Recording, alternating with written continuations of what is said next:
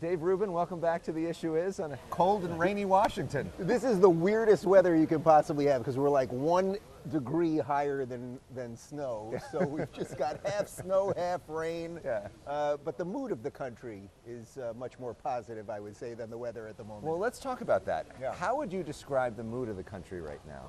Well, look, the country's, everyone says the country's divided. We all understand that. There's blue people and red people. However, if you can put aside the purely partisan part of this for a moment, I actually think that most people, including a lot of Democrats who likely voted for Kamala or independents, or even people who didn't vote, are realizing there's an incredible opportunity for America right now. If you remove some of the hysteria around Trump, if you can remove, oh, I thought he was a racist, or that kind of stuff, he is now bringing together the widest coalition that I think for guys of a certain age we have ever seen in our political lifetime. Maybe a Reagan-type re-election situation, but in terms of the wideness or the width of the partisanship. So the idea that Donald Trump is coming in with Tulsi Gabbard, who literally ran as a Democrat 4 years ago, right? Bobby Kennedy, who ran as a Democrat literally a year ago. Now bringing in Elon Musk, who only was a Democrat his entire life until the last couple of years. And the laundry list goes on and on. And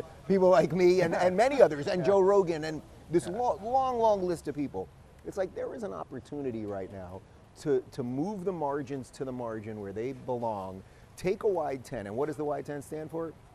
It stands for America. And what does that mean? Well, maybe having borders and believing in capitalism and believing that the country is fundamentally good, removing some of this woke stuff and neo-racism, and then just getting back to letting people flourish. And I think that that's what this all represents. And so that's why I think the mood of the country is quite good. I can tell you it's definitely good at some of the parties I've been in, but that's a specific set of people.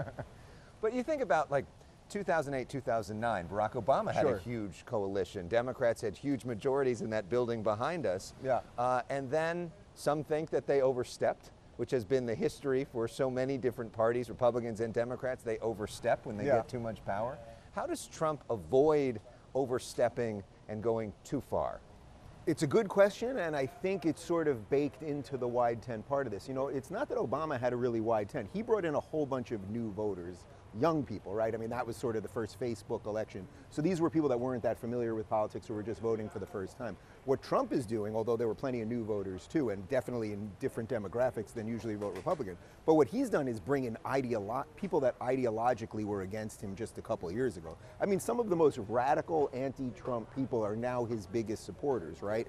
So I think it's baked in that he will have people around him who not only ran against him in previous primaries, like Marco Rubio, who he used to go after relentlessly, is now his Secretary of State, but then some of the other former Dems that I mentioned. So I'm actually not too concerned. My one concern with the administration is they've promised an awful lot, whether you like some of the stuff or not. Like, so for deportations, for example, I think you have a small window to start doing stuff. It sounds like they're going to be doing things as early as this week, so we'll see.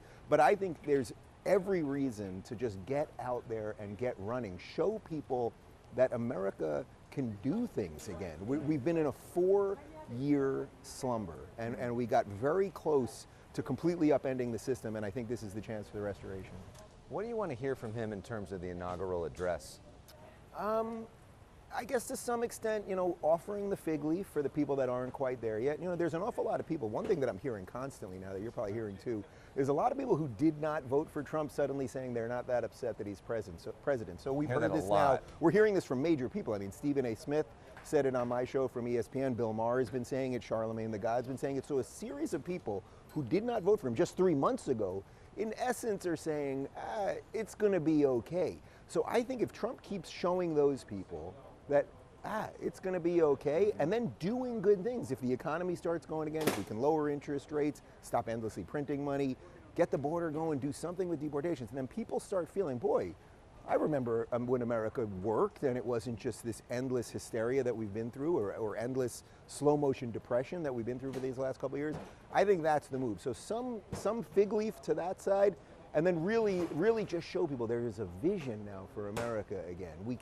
We can actually be the leader of the world without abusing the world, showing people that American values and prosperity are good, and that will lead to an 80s style revival.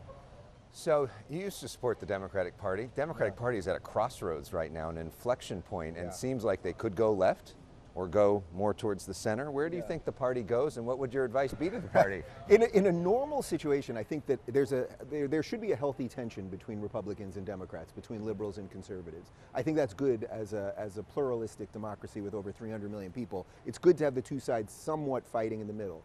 Unfortunately, what's happened with the Democrats is they've gone so all in on some of the more radical left stuff that all of the moderate guys that we've just mentioned here have all basically become moderate Republicans. So at the moment, I see no movement for the Democrats to come back to the center. They're now being led basically by the AOC squad wing, and Pelosi and Schumer are largely ineffective or placate to them. So if you're a moderate Democrat, at this point, I don't see why you wouldn't just move over, be a Republican, and for whatever liberal thing that you think the Republicans aren't quite doing, fight for it from the Republican side, and I think you're going to find a whole bunch of people open to those ideas. So at the moment, I honestly think the best thing for the country is really the destruction of the Democrat Party, and then maybe a cycle or two down the way, they can get rid of the wokesters and a phoenix can rise out of the ashes.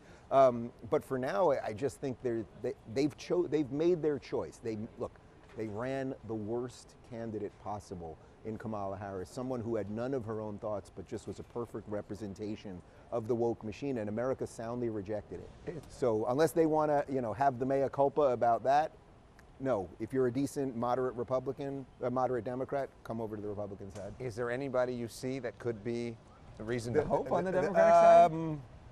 No, honestly, not really. Anybody you would support? No, not really. John Fetterman? No, John Fetterman, I think if he keeps tracking the way he is, will be a Republican. I said on my show, I think he'll be a Republican by June. That might be pushing it. Maybe June of next year. But he's a perfect example of this. So is the party going to go more in his direction, which in essence at this point is basically Trump light? I mean, he's just repeating a lot of the same Trump things now as it comes to the border and deportations and even some of the economic stuff. So the question is, does a guy like him stay and fight with a bunch of people with a base that largely hates him because he's not lefty enough or woke enough, or does he just keep working with this administration to do the things that he wants to get done? I think the path is fairly obvious, and the fact that John Fetterman is now the sanest Democrat really tells you all you need to know. We know that you moved out of California because you were frustrated by a lot of the policies and the state leadership. We've had these fires. It seems like we're sort of a reckoning in our state.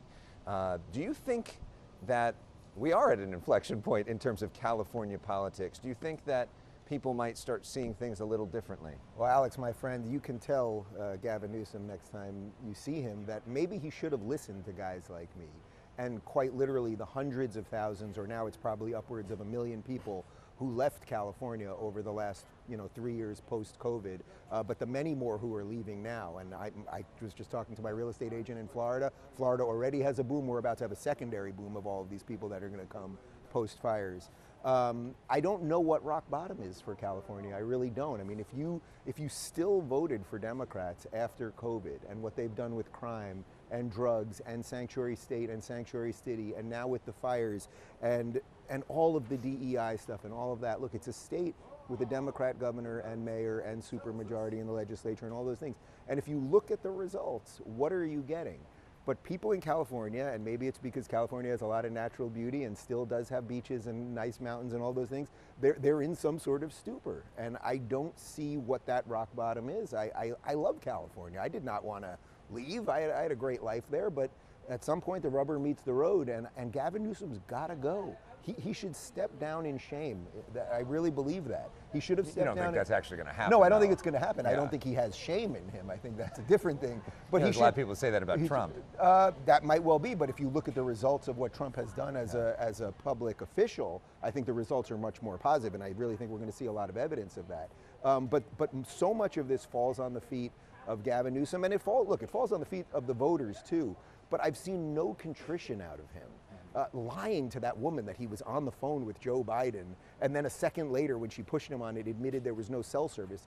Complaining on Twitter that people are calling him names rather than being out there, doing podcasts in the midst of this.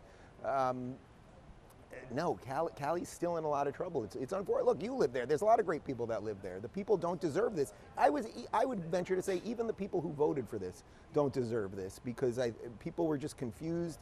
and it takes a lot to wake people up. And we don't have weather like this. You Every don't, once in a while. well, sometimes in certain parts, well, Depends on SoCal the could use day. this right now. Yeah, exactly. So sort of big picture, sort of real concisely, what is your hope for the Trump administration? Oh, my hope is that they deliver what they've promised. If we fix the border, if we do some deportations, if we get the economy going again, I think it really, maybe more than anything else, I mean, I think those things are granular and can be done, but I think if we project America as a good force for the world again, that we are the world's leader. Someone's got to lead the world. So unless you want it to be China or you want it to be Russia, then it should be America. And I absolutely believe it should be America. That doesn't mean have adventurous wars everywhere. That means show people we are a force for good. And if you are good, wherever you are in the world, we want to help that. We want to show people that individual rights matter, that there's a pursuit of happiness. It's baked into our documents. And I think that can extend beyond our borders, not because we've gone into countries and forced them to live like us, but you can show them what the human spirit is, and it's baked into what America is. And I think Trump I really believe we have a chance to have a 4-year run that will change the course of the country. And then, well, I saw JD last night. It's like that guy's got a pretty bright future behind him, in front of him, I should say. And it's like maybe then there's a 12-year run of this. We'll see. Let's talk about that. So we saw a picture of you with JD Vance. Yeah. What'd you say to him? I think, if I'm not mistaken, that I was the first podcast that he did when he ran for senator from Ohio, when he was he was known from Hillbilly Elegy, but little known in the political world. And it's not that long ago, ironically. It's only about 4 or 5 years ago. It's and crazy, so isn't it? the guy's rise is like a full hockey stick. But man, talk about somebody being ready to get into the primetime game, and the incredible VP debate he had. I don't want to say what we said privately, other than I wish him a lot of luck, and I think he's ready to do this, and I think he's excited, and you can feel it, and that's where we started. Did he express gratitude to you? Did you claim credit for the whole thing? I didn't claim the credit, but I did put him on, and then that gave him an opportunity to show people he knew what he was doing. So it's either all thanks to you or your fault, depending on your perspective. I guess we'll pick this up in 4 years. Yeah. Dave Rubin, thank you so much. Always great to talk to you. Great to see you in person. Yeah, thanks. Thank you.